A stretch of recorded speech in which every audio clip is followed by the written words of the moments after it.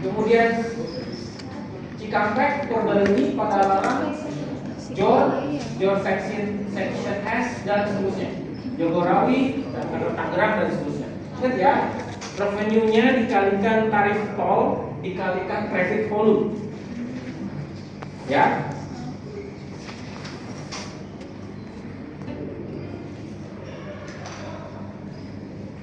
Traffic volume-nya, Q-nya. Ini semua dapat di annual report-nya ya. Kalian download di Refinitiv bisa dan seterusnya. Ini saya capture dari annual report. Ini traffic volume-nya.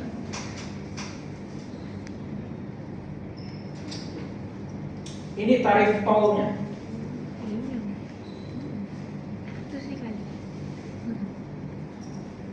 Ya.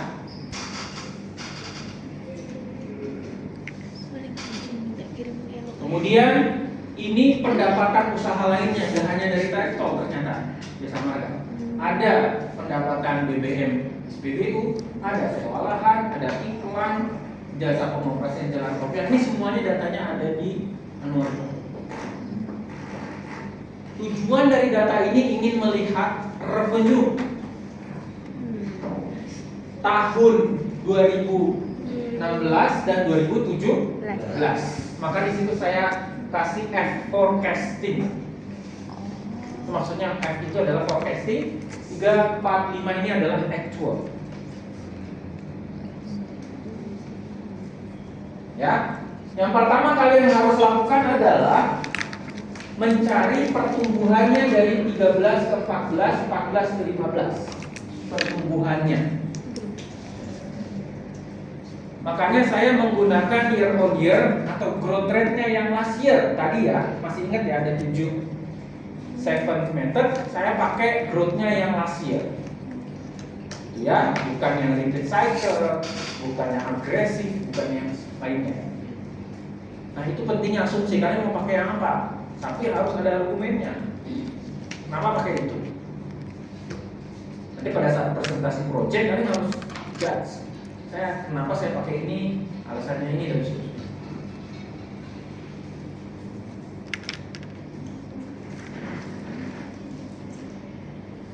Nah, bagaimana saya mencari pertama tarifnya dulu? Ya, tarif saya dapatkan dengan membagi tarif Jagorawi 2014 dengan 2013 itu naiknya berapa persen? Ya, tinggal kalian dapat 0,079 ini didapat dari 6.022 dikurang 5.583 dibagi 5.583 dikalikan 100%. Maka ini kalau dipersentagekan itu adalah naik 8%. Dari growth-nya 14 ke 15 naik 1,43%. Maka saya pakai yang 16. Ini kan kosong harusnya awalnya ya. Betul nggak? Saya pakai bagaimana dapetin 6195 itu dari 6108 dikalikan 1,43%. Jadi tarif Jagorawi tahun 2016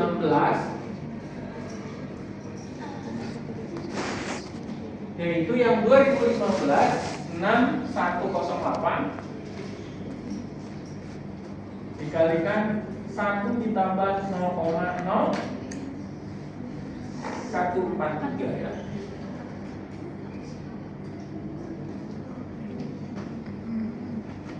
Sehingga dapat datanya adalah 6195. Jadi kita melakukan projection ke revenue dulu. Kenapa kita melakukan projection ke revenue? Karena kita harus dapetin NOPAT. NOPAT itu kan didapat dari revenue dikurang expenses, benar nggak? Nah, maka revenue-nya dulu, baru nanti expensesnya forecasting atau di projection. Kemudian tarif 2017 sama, saya menggunakan angka 0,014, dapetin 628. Jadi dia naiknya adalah 0,14% ya. Itu saya lakukan dari semua cabang. Seperti itu. Gak perlu saya ulang-ulang ya. Itu saya lakukan semua cabang untuk tarifnya.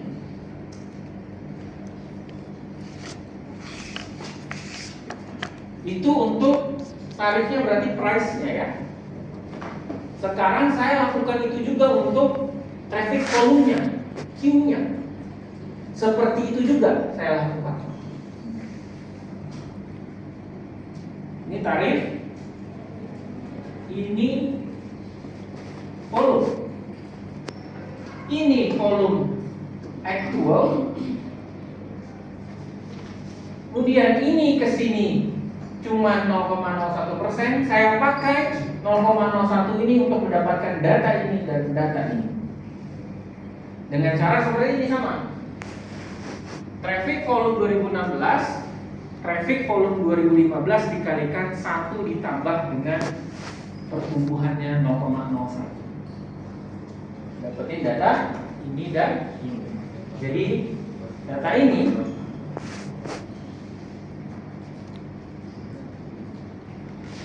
dapat dari D50 dikalikan 1 plus D51. Jelas?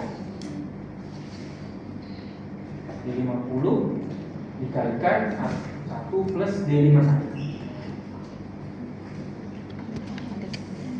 Jelas ya? Sudah dapat P dikalikan dengan Q, dapat revenue-nya.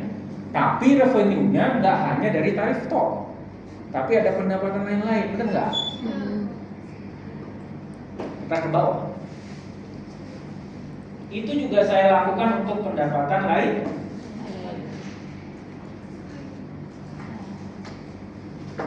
PBU, sewa lahan, pendapatan iklan dan seterusnya. Jelas ya? Begitupun nanti kalau kalian antam berarti dia jualan, itu metalnya ada berapa? Ada gold, ada silver, terus di breakdown. Kemudian kalian summary-kan berapa pendapatan total, itu antam. Ada dia juga antam juga sewa gedung kan, pernikahan di Tanjung Barat, masuk dong sebagai pendapatan. Ini ya, nggak boleh berubah ya. Susah dalam bayangan. Wah, banyak banget ini Pak. Belum ini. Ya. Kenapa yang didapatkan di BMS PBU 2016 sama 2017 itu nggak sama yang 2015? Nah ini asumsi yang nggak harus sama juga, gitu ya. Jadi kalau melakukan forecasting itu tidak perlu sama. Misalkan pendapatan SPBU, saya bisa aja judgement bahwa SPBU-nya ada yang tutup, sehingga pertumbuhannya akan turun. Nah, judgement itu yang kalian harus tanggung jawabkan nanti presentasi. Mana Pak yang turun? Ini datanya misalkan dari 100 SPBU yang aktif tiba-tiba tinggal 88 misalkan. Maka itu bisa turun. Jelas ya?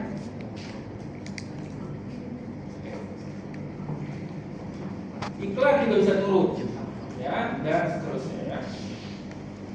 Sehingga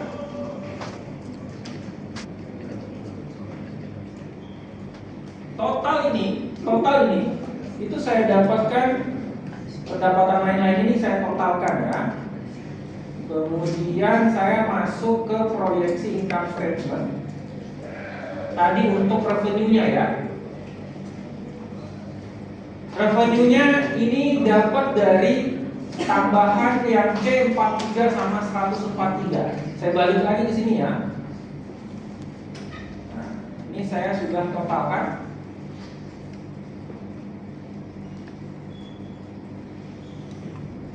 Ini saya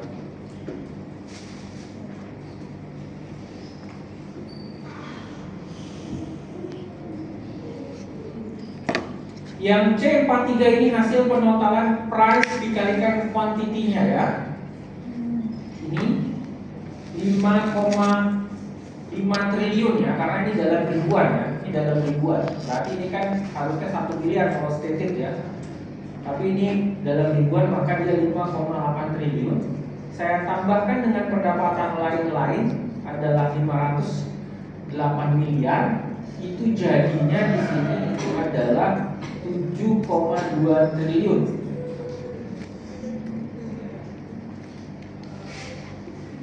Ya. Kemudian ada pendapatan, ternyata ada konstruksi di sini. Ya, pendapatan konstruksi stated misalkan dia tidak berubah. Karena dia tidak dapat project misalkan 2 tahun yang akan datang. Nah, ini yang kita sebut dengan asumsi. Kalian boleh berasumsi, tapi harus ada dasarnya, alasannya apa? Harus lah. Harus ada alasan ya. Asumsinya apa? Namanya proyeksi kan harus ada dasarnya. Asumsinya apa yang kalian pakai?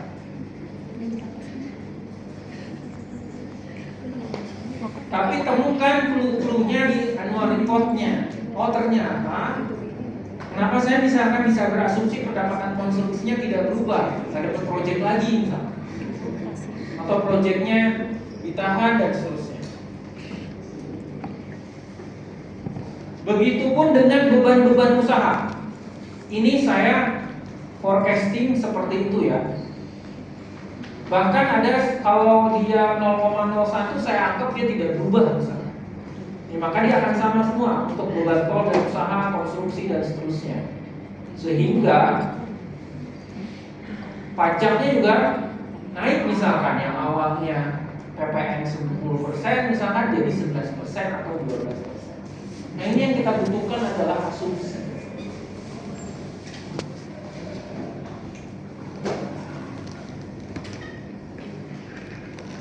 Akhirnya saya memforecasting ini semua. Sudah saya forecastingkan, dapatlah yang saya kotakin ini itu adalah projected untuk laba rugi.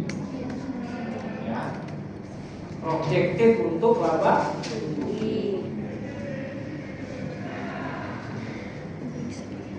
Saya dapetin lompatnya di sini untuk ngitung yang tadi.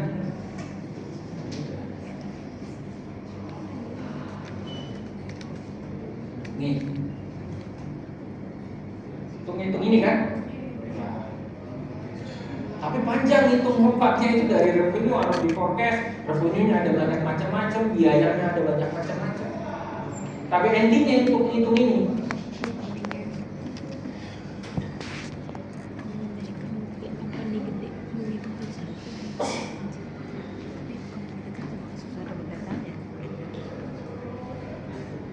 Kemudian masuk kita ke proyeksi balance sheet. Proyeksi balance sheet. Gak ada yang banyak berubah, saya asumsikan untuk neracanya. Setiap akunnya hampir rata-rata saya pakai data yang kurang lebih sama dengan tahun-tahun sebelumnya. Ya. Kalau ini naik 0,01 saya naikkan lagi misalkan 0,01 dan seterusnya.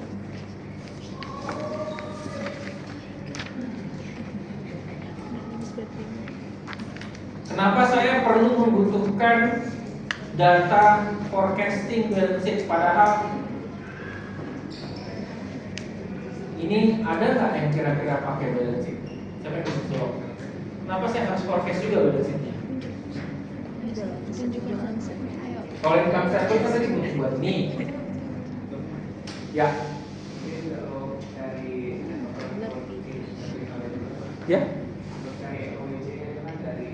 WACC. NO NWC Pak. ini oke, good. Networking capital. Karena ada current asset sama current liabilities. Sama untuk mencari ya cost of debt. Cost of debt itu ada value debt kan di sini ya. Debt itu kan di neraca, bukan di laba rugi itu. Sehingga kita juga butuhkan projection untuk neraca.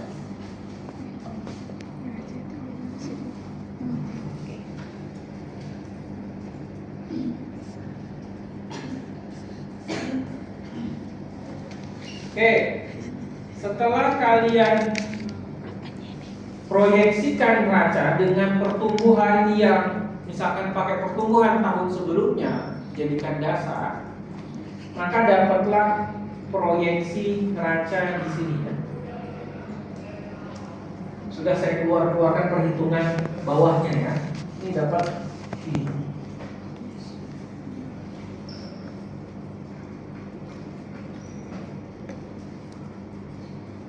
Jadi untuk asumsi itu tidak bisa saya patahkan ini benar atau salah ya. Itu tapi harus masuk akal atau make sense. Oh salah nih asumsinya nggak bisa saya ngomong begitu ke kalian nanti pada saat presentasi. Tapi saya harus challenge asumsi kalian itu make sense atau tidak.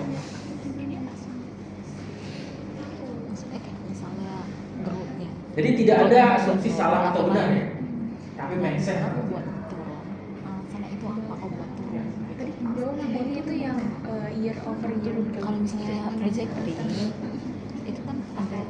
Karena kalau alasan saya menggunakan tadi, itu ya, Misalnya kayak perusahaan ini pertumbuhannya secara revenue itu stabil, polanya sama, gitu ya, pertumbuhannya dengan asumsi bahwa tidak ada tol yang bertambah. Ya, pendapatannya bisa kehitung gitu ya, sama, gitu ya, kurang lebih pertumbuhannya akan sama, traffic volumenya sama.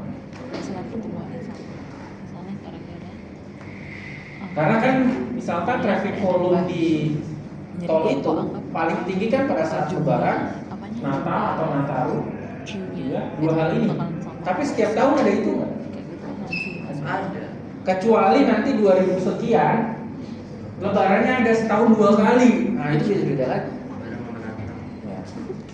Ada yang Lebarannya di Januari tahun 2000 sekian ya, 2030 ya. Di Januari. Nanti Lebaran lagi persis di Desember barengan Natal. Wah itu kacau traffic volumenya. Iya. Kalau itu bagus kayak apa? Nah itu pasti pertumbuhannya bisa 2 kali lipat. Growth-nya. Kalau saya nemukan di sini adalah misalkan 1%, saya bisa judgement di 2%. Itu kayak agresif. Ya.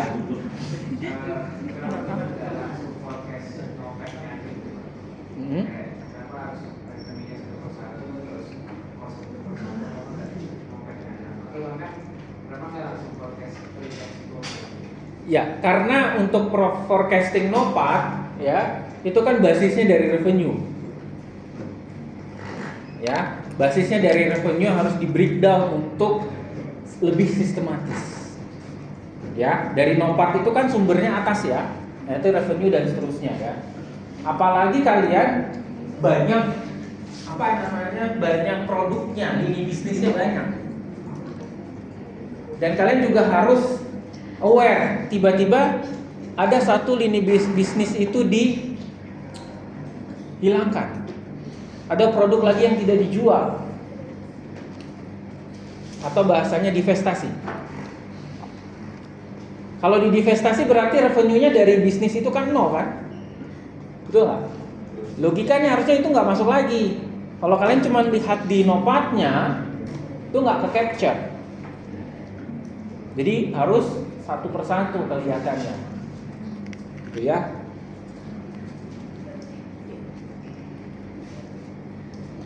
Oke, lanjut ke cost of debt ya. Nah ini ternyata banyak pinjaman baik jangka pendek maupun jangka panjang untuk jasa marga, mulai dari loannya 150 juta sampai 30 juta dengan berbagai macam interest rate yang ini, sehingga value atau bunganya itu saya kalikan rate interest rate-nya dikalikan dengan 150 juta yaitu 19,19 triliun gitu ya, untuk setiap pinjamannya baik dari bank BCA gitu ya. Lihat rate-nya aja di annual report, Bank Mandiri, Bank DBS dan seterusnya.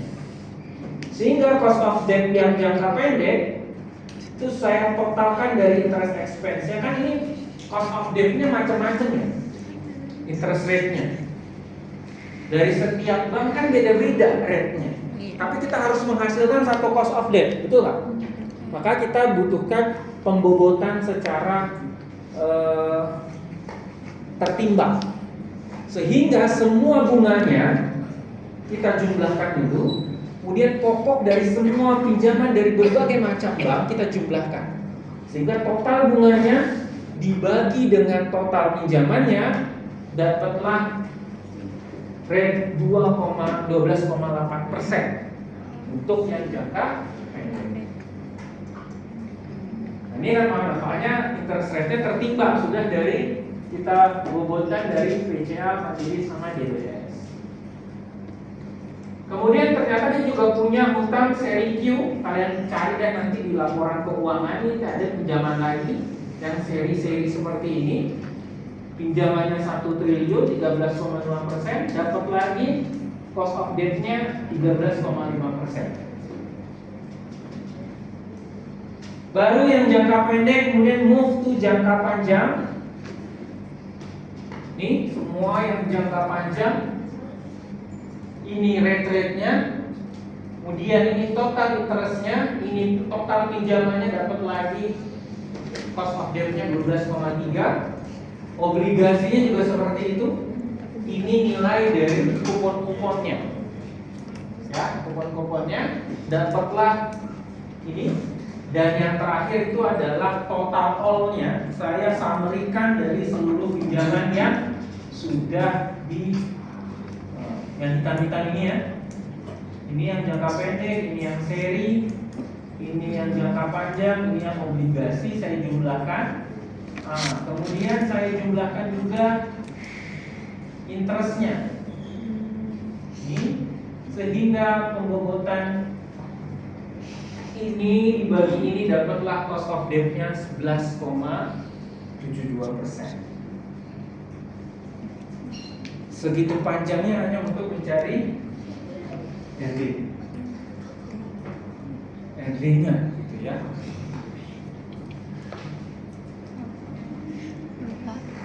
Berarti value itu kayak cicilan per Total bulan. pinjamannya. Oh, value itu Ini total pinjamannya. Ini biaya meminjam sekian, yaitu tingkat bunganya. Sehingga ketika kita menggunakan meminjam dana 12 triliun ini, saya harus bayar bunga berapa? 1 triliun, 1,4 triliun. Makanya bunga yang ini dibagi ini itu adalah cost of debt-nya. Artinya saya menggunakan dana ini nggak gratis kan? Saya harus bayar pokoknya 12 plus bunganya 1,4. Tapi ini diklasifikasikan ada yang jangka panjang, jangka menengah. Itu lihat di annual report dari perusahaan yang kalian ambil. Ya. Saya punya waktu berapa menit lagi?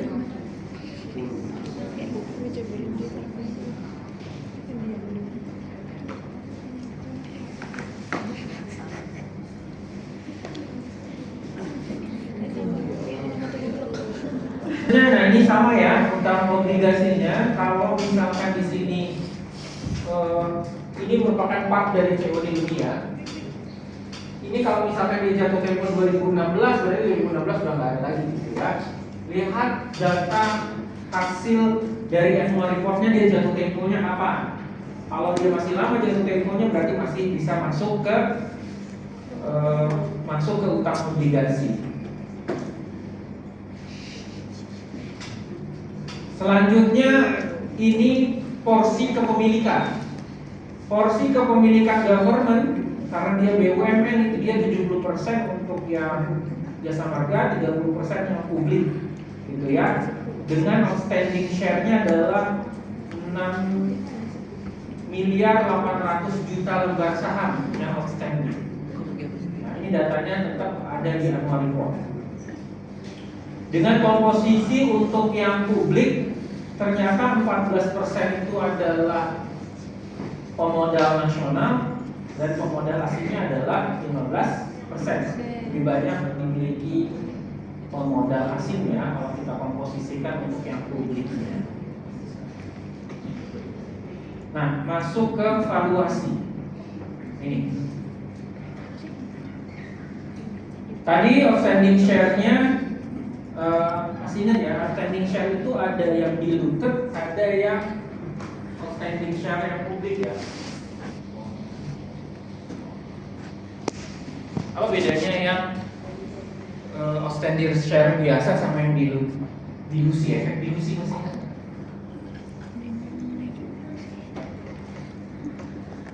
Nah, ada juga yang saham yang kepemilikannya berupa misalkan bonus ke karyawan. Bonus ke karyawan itu bentuknya adalah dikasihnya saham. Sebenarnya yang beredar udah, misalkan beredar 1 juta, kemudian karyawan tiba-tiba tahun ini dikasih bonus tapi bentuknya saham, sehingga menambah jumlah uang beredar kan.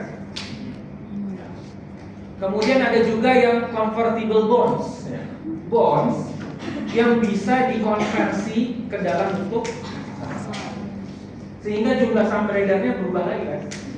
Nah, itu yang kita sebut dengan efek dilusi. Sehingga kepemilikan orang ini proporsinya akibat tambahan-tambahan tadi itu menjadi lebih kecil kan porsinya. Nah, yang kalian hitung nanti itu adalah yang saham yang sudah masuk dilusinya ya. Jadi jangan yang hanya beredar saja, tetapi sudah memasukkan tambahan-tambahan tadi. Sehingga jumlah saham yang beredarnya atau jumlah sahamnya akan bertambah dari efek tambahan-tambahan tadi. Maka outstanding share-nya di sini, risk free-nya tadi pakai kupon yang tadi. Masih ingat ya? Risk free-nya pakai kupon ori tadi. Saya pakai di sini ori 13. Kalau kalian pakai aja ori yang 028 ini ya, sebagai risk free bisa. Kemudian risk premiumnya, saya harus mencari return marketnya. Nah ini.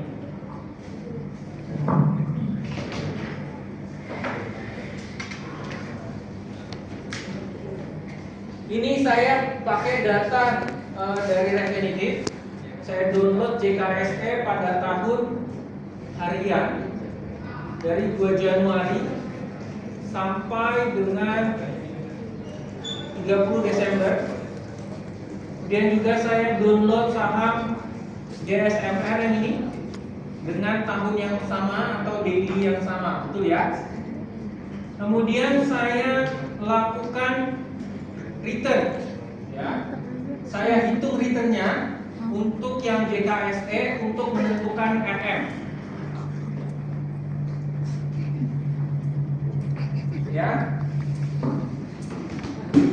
Untuk returnnya gimana? Bisa kalian pakai yang tadi ya. Harga yang tahun sebelumnya, harga saat ini dikurangi dengan harga kemarin, dibagi dengan harga kemarin. Nah, ini returnnya. Begitupun dengan return close, ini data closing ya. Begitupun dengan return untuk jasa marganya. Jadi ini adalah series data 1 tahun dari 1 Januari 2015 sampai 31 Desember 2015 karena saya mau melakukan forecasting untuk 2016.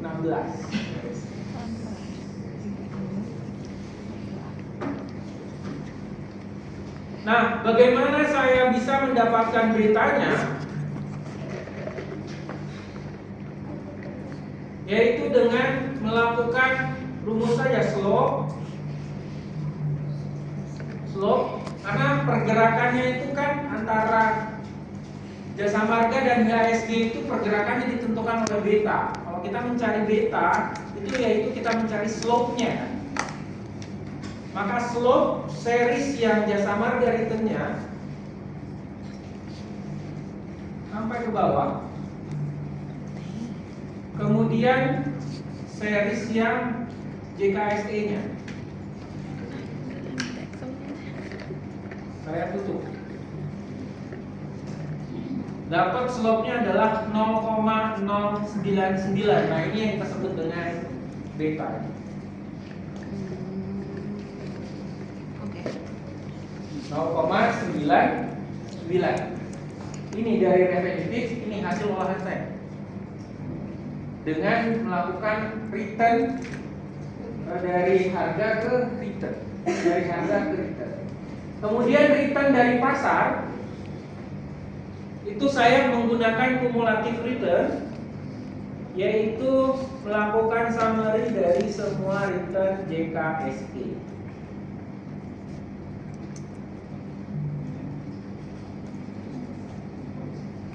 Ini ya, return JKSE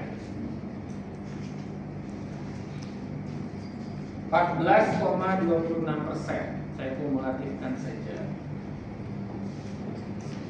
Sehingga kalau saya tarik datanya kurang lebih ketika pasar itu naik 1%, ya, naik 1%, definisi beta ya, maka saham jasa marga returnnya hanya kurang lebih mirip dengan IHSG ya, karena dia hampir 1 kali lipatnya ya. Kalau kita samakan 1 ya.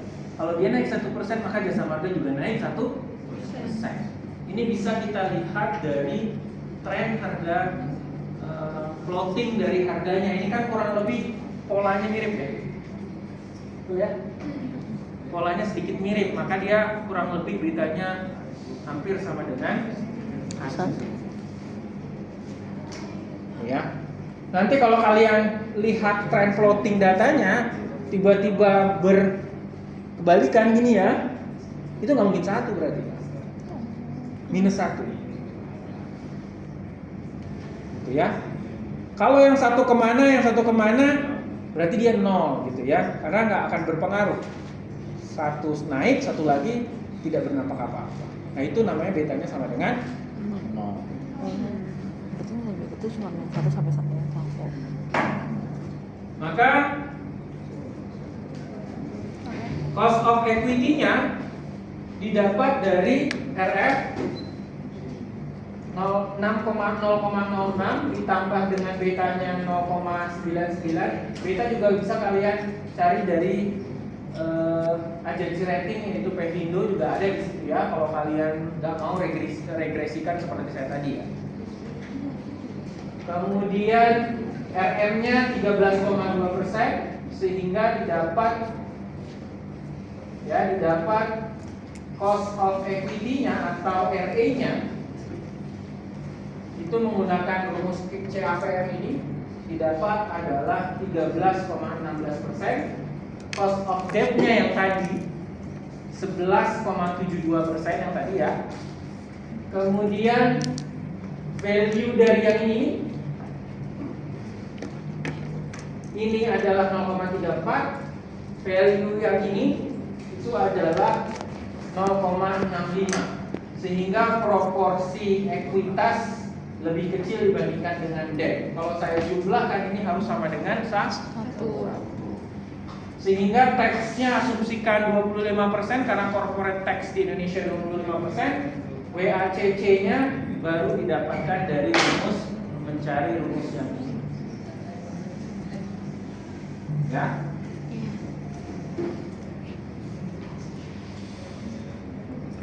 Nah, kemudian stable growth. Stable growth ini saya mencari Gordon growth-nya ya. Saya asumsikan saja dia 2,5%. Nih, yang ini.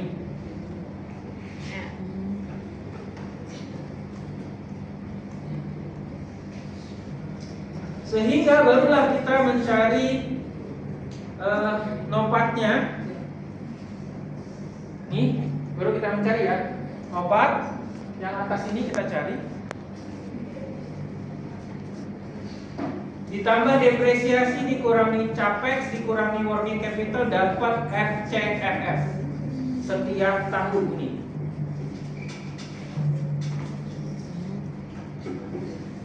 Free cash flow to the firm didapat.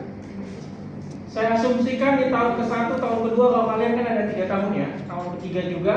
Kemudian saya present value kan yang tahun yang expected saja saya present value kan dengan menggunakan WACC yang sudah dicari. Dapatlah present value-nya dari WACC yang sudah dicari itu adalah 1 dari 1,4. Saya present value kan jadi 1,2, ini dari 3,2 menjadi 2,69. Paham ya? Tahu kan ya present value-nya ya? Berarti yang belum ada apa? Ini sudah ada nih. Ini juga sudah ada. Yang belum kita cari adalah Terminal value. terminal value.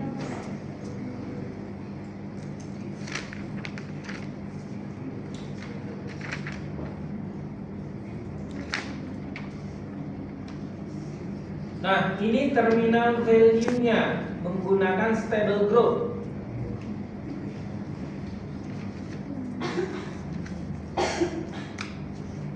Dengan mengasumsikan FCFF-nya di tahun ketiga ditambah di tahun ketiga ada pertumbuhan. Jadi gini. FCFF tahun ketiga itu adalah FCFF tahun kedua ditambah 1 tambah dengan G. Makanya tadi kan FCFF tahun kedua 1 G-nya kan adalah 0,025 ya. Ya, karena dia di sini adalah N plus 1. Makanya FCFF-nya harus dicari untuk FCFF yang tahun ketiga dengan cara ini. Yang kedua dikalikan growth-nya. Growth-nya tadi stable growth 2,5%.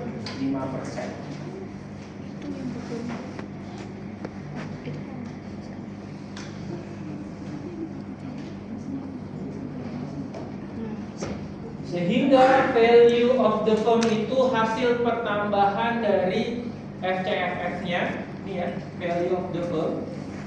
Hasil penambahan yang ini ada 2 ya, 1 dan 2. Makanya didapat adalah ini ya, hasil penambahan yang ini. Ditambah dengan terminal value dapat 37 sekian. Kemudian value per share-nya itu dibagi dengan outstanding share yang atasnya, yaitu 7 juta ini.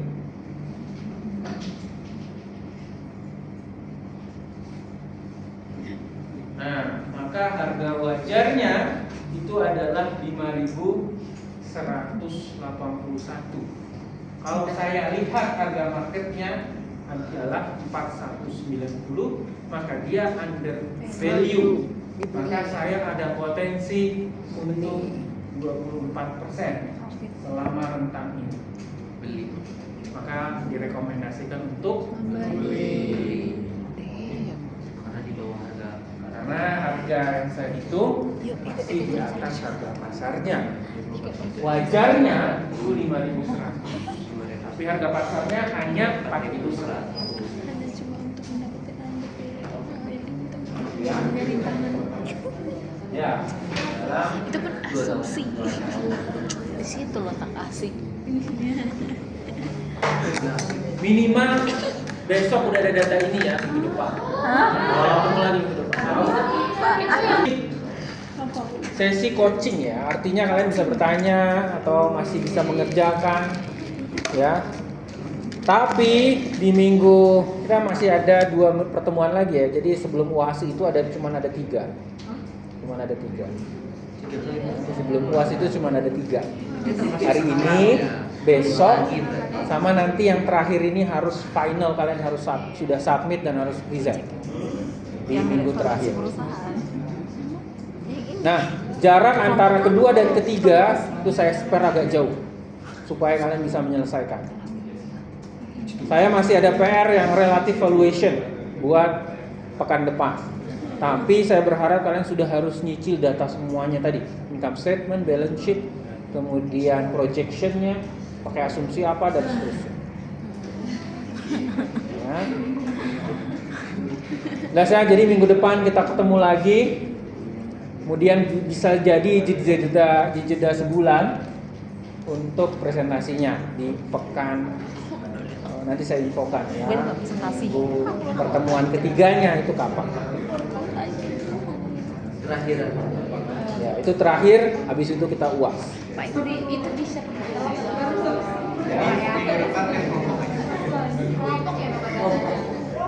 Ya, minimal minggu depan udah ada yang kelompoknya dulu ya. Data-datanya. Kalau pribadi tanggung jawab masing-masing ya. itu bisa beli emang Ya, hari ini ya Pak? nanti saya coba. Bikin 2 apanya sih? Apa bikin 2 apa?